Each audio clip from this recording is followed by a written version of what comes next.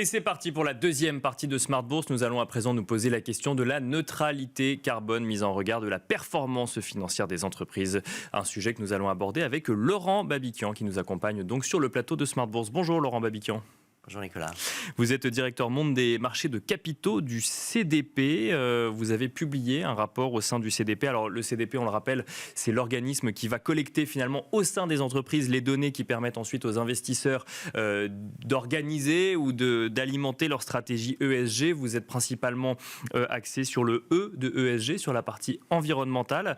Et vous avez publié un rapport au sein du CDP, un rapport avec Oliver Wyman, donc un rapport qui s'intitule Stepping Up. Et ce rapport montre notamment que entre les intentions de réduction d'émissions carbone affichées par les entreprises et les stratégies effectives, il existe aujourd'hui un fossé, on peut le dire, finalement, dans les entreprises interrogées. Ah oui, évidemment. Donc merci de m'inviter sur Smart Bourse. Nous avons lancé ce rapport avec Oliver Wyman jeudi dernier à l'occasion des CDP Europe Awards 2023. Et ce rapport montre en fait qu'il y a une déconnexion entre les ambitions et la réalité. Enfin, c'est un rapport qui analyse 1500 entreprises qui ont répondu au CDP en Europe sur la partie changement climatique. D'accord. Et bien que 50% d'entre elles disent qu'elles ont mis en place un plan de transition, on a fait une étude rentrant dans le détail pour voir si vraiment ce qui était dit était fait. Et c'est là qu'on se rend compte. Alors, je ne sais pas si on a le graphique. Alors, on a un premier graphique, effectivement, qui montre effectivement la réalité de ce que vous avez pu constater. Absolument. Alors, ce graphique, il est un petit peu... il est très étonnant parce que même si on a 50% des entreprises qui disent qu'elles ont un plan de transition, quand on creuse, on voit qu'il n'y a que 5% des entreprises qui sont à la fois alignées sur 1,5 degré, essentiellement à travers les Science-Based Targets, donc Scope 1, Scope 2 et Scope 3 alignés sur 1,5 degré. D'accord. Et en même temps répondent à au moins 2/3 des 21 questions nécessaires pour avoir un plan de transition crédible. Alors, on rentre peut-être justement dans la méthodologie de ce qui vous a amené à arriver à ce 5%, c'est que derrière, vous avez posé des questions en lien avec la stratégie que devrait être une entreprise pour arriver à cet objectif. Exactement, parce que le combo gagnant maintenant, ça n'est plus simplement les objectifs de réduction d'émissions en ligne avec la science. Donc ça, SBT s'en occupe très bien. Il y a à peu près maintenant 1800 sociétés dans le monde qui sont agréées SBT 1.5. Mais c'est de voir comment les entreprises vont y arriver. C'est ce qu'on appelle un plan de transition qui recouvre des questions liées à la gouvernance, liées au planning financier, liées à la stratégie de développement produit, liées au calcul des métriques, liées à l'engagement avec la chaîne de valeur et notamment les suppliers. Donc il y a 21 critères que le CDP a mis en avant, et quand on regarde dans les réponses au questionnaire changement climatique du CDP, sur les 1500 sociétés, il n'y en a que 5% qui répondent à au moins 2/3 de ces 21 questions. Et ça veut dire quoi ça veut dire que les stratégies mises en place ne sont pas suffisamment efficientes, qu'on est plus aujourd'hui dans l'intention que dans la planification? Comment est-ce que vous l'interprétez? Ça veut dire qu'il y a beaucoup d'effets d'annonce et qu'il y a un retard à l'allumage et qu'il va falloir faire beaucoup plus de mise en œuvre opérationnelle dans l'entreprise. Ce graphique montrait donc le carré en haut à droite et puis après la différente répartition pour les autres sociétés.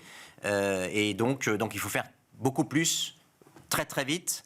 La CSRD qui entre en jeu maintenant en 2024 va poser des questions justement sur le plan de transition. Est-ce que vous avez un plan de transition? Si oui, décrivez-le, et donc va commencer à être demandé par la loi. Bien sûr, oui. Donc maintenant, il faut... c'est la première fois qu'il y avait un rapport, à ma connaissance, qui analysait à la fois les métriques, les objectifs de réduction d'émissions approuvés en ligne avec la science et le plan de transition pour y arriver. Je pense qu'il n'y avait pas d'autre rapport qui a fait ça, donc c'est un premier rapport de ce genre, et on va essayer de faire une évaluation maintenant chaque année pour voir si les 5% deviennent 10, 15, 20, 50, et de manière ultime, il faut que ce soit 100% des entreprises qui sont approuvées par la Science-Based Target, oui, qui est un plan de transition crédible pour arriver à cette target. Comment pourrait-on, Laurent Babiquian, accélérer finalement cette transition des entreprises aujourd'hui ? Alors écoutez, le plan de transition, c'est une pièce très importante. Il faudrait d'ailleurs que ce soit passé en mode résolution lors des assemblées générales des actionnaires pour que les actionnaires votent dessus. C'est ce qu'on appelle le Say on Climate. C'est encore beaucoup trop peu présent. Il faut vraiment accélérer ça. Il faut que ça devienne la norme. Mais je pense que la pièce fondamentale du puzzle qui va permettre à toutes les autres pièces de converger vers la net zéro économie, la neutralité carbone, mais aussi une économie régénérative. Ça, c'est très important, l'économie régénérative, parce qu'il n'y a pas que le net zéro, il y a aussi tout ce qui est la régénération des sols, des écosystèmes, de la biodiversité, si on veut vraiment permettre à nos enfants et petits-enfants de vivre. Donc ça, c'est une économie qui non seulement n'a pas d'impact négatif sur l'environnement, mais qui en plus y intègre un impact positif. Exactement. Exactement. C'est récupérer les pertes qu'on a fait jusqu'à présent en considérant que la nature était gratuite et ses ressources illimitées pour pouvoir remettre tout à l'équilibre et même faire plus que ça. Il y a des dizaines de milliers d'insectes qui disparaissent, il y a des dizaines de milliers d'êtres vivants qui disparaissent, et il faut remettre ça à travers la régénération. La principale pièce du puzzle qui va permettre d'accélérer ça, c'est le prix du carbone. Et nous n'avons pas de prix du carbone. Ça fait 40 ans qu'on en parle, c'est mon dada, le prix du carbone, ça fait 40 ans qu'on en parle. Il faut un prix du carbone, parce que le prix du carbone est quelque chose qui va permettre de donner un coup aux émissions et que chaque entité qui contribue aux émissions paye sa quote-part donc au monde collectif. Et on n'a pas de prix du carbone parce qu'on a des lobbies pétroliers et gaziers qui sont extrêmement puissants, qui sont très bien organisés. La précédente COP, il y avait 636 observateurs agréés par les Nations Unies pour venir à la COP qui étaient des lobbyistes. Et on attendait dans le texte final quelque chose sur la sortie progressive du monde du gaz et du pétrole. On ne l'a pas eu à la dernière minute. Probablement à cause de cette... ils ont été tellement bons observateurs qu'on n'a pas eu cette partie que tout le monde attendait. Et la prochaine COP va être pilotée et dirigée par le président de l'entreprise nationale d'hydrocarbures des Émirats Arabes Unis. Donc c'est une vaste plaisanterie, c'est quelque chose qui est totalement indécent. Je ne comprends pas comment il n'y ait pas de mouvement politique pour s'offusquer et dire, empêcher ça. On ne peut pas faire une COP avec un patron de la COP qui soit lui-même patron d'une boîte de pétrole. C'est totalement fou.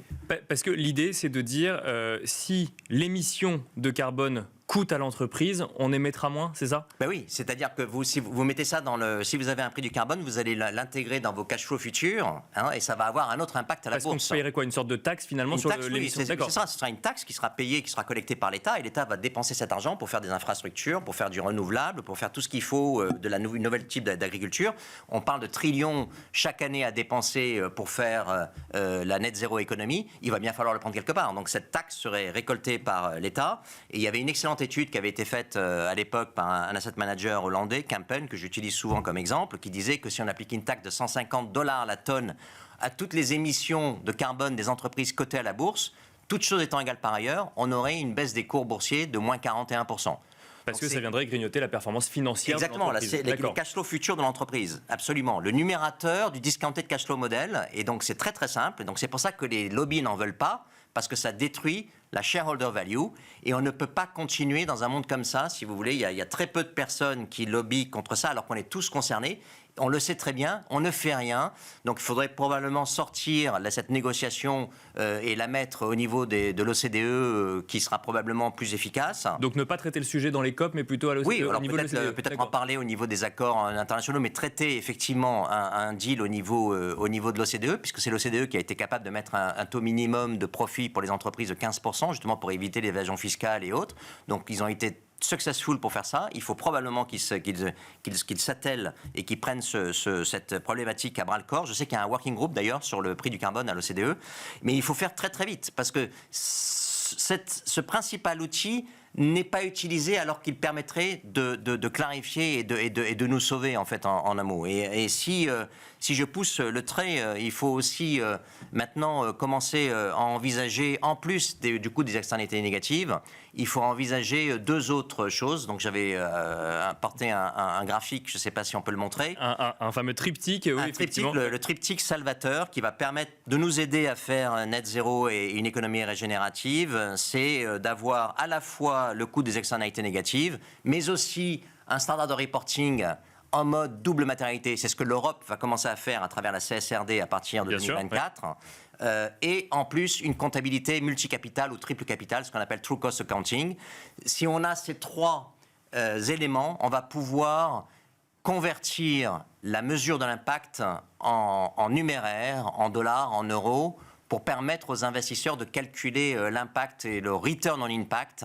Et finalement, de rajouter au return on equity traditionnel la notion de return on impact. On ne pourra pas faire la net zéro économie et l'économie régénérative si on n'a pas cette manière de calculer l'impact et de le mesurer et de venir l'ajouter au return on equity pour pouvoir avoir une vision globale d'un investissement en capital. Mais ça veut dire quoi? Ça veut dire que l'impact environnemental d'une entreprise sera quantifié dans un compte de résultat ou un bilan? Absolument, absolument. C'est l'objectif de la comptabilité triple capital et des standards de reporting ESG. Ça va te dire c'est quoi mon impact et ensuite comment je l'intègre dans un compte de résultat, comment je l'intègre dans un bilan.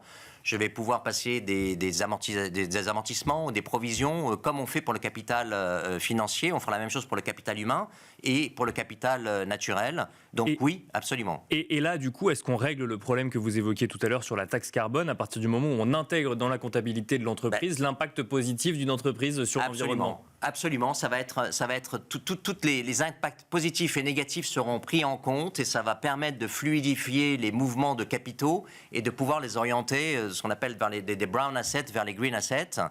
Et je pense, alors, dernier étage de ce qu'il faut faire pour transformer vraiment de manière systémique notre modèle, il faut que la responsabilité fiduciaire des investisseurs change. Ça ne peut plus être je maximise la performance à long terme de mes clients, performance financière à long terme de mes clients quand je suis un investisseur, mais ça doit être plutôt quelque chose autour de je maximise l'impact de mes clients sur la société des hommes et des femmes et sur la nature à court, moyen et long terme. Et si on a cette responsabilité fiduciaire, fiduciary duty en anglais, qui change, ça permet ce triangle de se mettre en place et ça permet en fait d'accélérer pour aller vers la transition et l'économie régénérative. Mais alors une question presque philosophique, c'est est-ce que c'est plausible vis-à-vis des clients de leur dire mettez votre performance financière de côté et regardons ensemble l'impact que vous aurez sur l'environnement? Eh bien, écoutez, c'est tout un chamboulement systémique et il faut en parler de plus en plus, parce que le système actuel, le néolibéralisme, ne permettra pas en tant que tel, un business as usual, de faire cet objectif.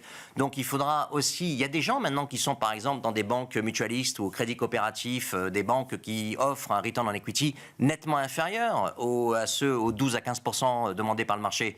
Je crois que dans le monde mutualiste, le return on equity des sociétaires, c'est entre 5 et 7%. Donc ça permet de financer des produits beaucoup moins ambitieux au niveau global, mais probablement plus local et dont l'impact est plus fort. Donc je pourrais avoir une baisse, mon return on equity est plus bas, puisque je passe de 12 à 7%, mais si j'augmente mon return on impact, alors finalement au niveau global, je pourrais avoir les 12-15% initiaux, voire même peut-être plus. Et d'ailleurs ce que je souhaiterais dire, c'est que je pense que les entreprises qui sont en avance sur la transition vont certainement faire beaucoup plus de profits et prendre beaucoup plus de parts de marché là très vite, puisqu'elles auront internalisé ces chocs, notamment d'externalités négatives, et elles seront prêtes quand la régulation viendra. Et elles changent de manière. Parce que la régulation viendra en 2024. Se transformer aujourd'hui, finalement, c'est anticiper les contraintes de demain, c'est ça? Exactement. Et les leaders internalisent de facto aujourd'hui le coût des externalités négatives. On parle du coût du carbone, mais il n'y a pas que le coût du carbone. Il y a le coût de l'eau, le coût de la biodiversité. Tout ça, il va falloir s'empiler maintenant. Et les entreprises qui ont compris ça sont des entreprises qui auront probablement beaucoup plus de parts de marché, beaucoup plus de profitabilité dans un avenir très proche. Et qui auront transformé du coup le risque extra-financier en maîtrise du risque financier, c'est ce qu'il faut comprendre? Exactement. Et ils auront un impact positif et ça permettra d'avoir non seulement un return on equity qui se maintiennent, mais d'avoir un return on impact qui augmente. Donc finalement, peut-être d'être au-dessus des 15%, quand je fais la somme des deux, peut-être à 15, 20%. Et là, on verra on va voir ce qui va se passer, ça va être très intéressant. Et c'est les entreprises qui sont en avance de phase sur la transition, c'est les moins nombreuses. Il y en a très peu. La majorité du PAC n'a pas encore pris le train de la transition. Et ceux-là vont prendre de plein fouet les coûts de la transition et ne pourront probablement pas les donner aux clients finaux parce qu'il y a une baisse du pouvoir d'achat et des choses comme ça. Merci beaucoup Laurent Merci Mathican. à vous, ravi d'être là. Merci d'être venu sur le plateau de Smart Bourse à la mi-journée. Je rappelle que vous êtes directeur monde des marchés de capitaux du CDP. Merci à vous également de nous avoir suivis. Je vous rappelle que vous pouvez retrouver cette émission en replay sur bismart.fr, mais aussi sous format podcast sur toutes les plateformes de podcast. Et on se retrouve ce soir à 17h sur Bismart.